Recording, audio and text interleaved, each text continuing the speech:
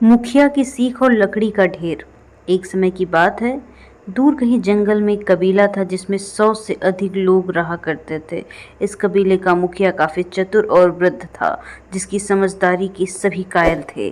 कबीले के सभी लोग मुखिया से खुश रहते थे, लेकिन आपस में हर किसी से जलते थे, एक दूसरे के प्रति द्वेष रखते थे।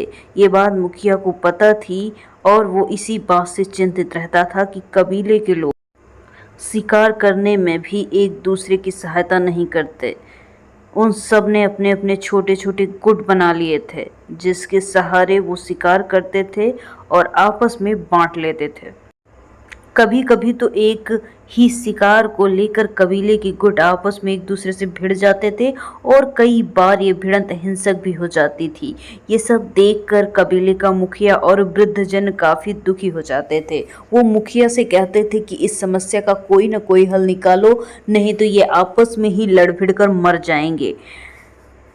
अगर ये एक होकर एकता से नहीं रहे तो निश्चित ही कोई ना कोई कमजोरी का फायदा उठाकर इन्हें मार देगा और हमारे संसाधनों पर कब्जा कर लेगा। मुखिया को ये बात सच लगी। उसने बहुत सोच विचारने के बाद सभी कबीले वालों को बैठक में बुलाया और सबको एक नाप का एक जैसा दिखने वाला लकड़ी का एक टुकड़ा दिया और कहा, सबको अपना अपना नाम इस लकड़ी पर लिखना है। सब ने वैसा ही किया और सब ने अपना नाम लकड़ी पर लिख दिया। फिर मुखिया ने अपने सेवकों से कहा कि इन सब लकड़ी के टुकड़े को एकत्रित करके दूसरे कमरे में रख दिया जाए। मुखिया के सेवकों ने सभी टुकड़ों को इकट्ठा करके दूसरे कमरे में रख दिया। अब मुखिया ने एक एक करके सबको उस कमरे में जाने को कहा और अपने नाम की लकड़ी को ढूंढ कर लाने को कहा और कहा कि सबको ऐसा करने के लिए सिर्फ 5 मिनट मिलेंगे और जो अपने नाम की लकड़ी का टुकड़ा 5 मिनट में ले आएगा उसे पुरस्कृत किया जाएगा। सब एक एक करके गए पर सभी असफल होकर लौटे।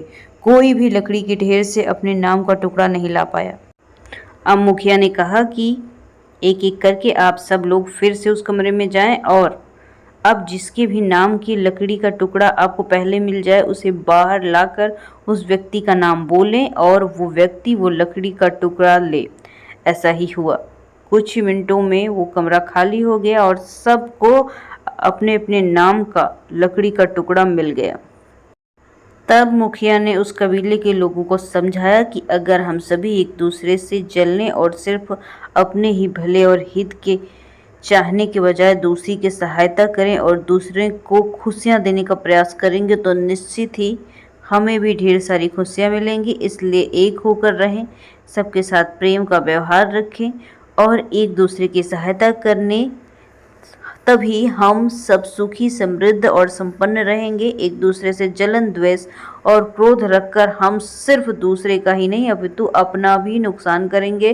क्रोध और जलन हमारे सोचने की शक्ति को छीण कर देता है एवं हमारे व्यवहार को भी बेकार बना देता है, जिस कारण हमें पसंद नहीं करता कोई। इसलिए हर बात में केवल अपना मतलब ना खोजो, सिर्फ अपना भला ही ना सोचो अपितु पूरे समाज का भला सोचो।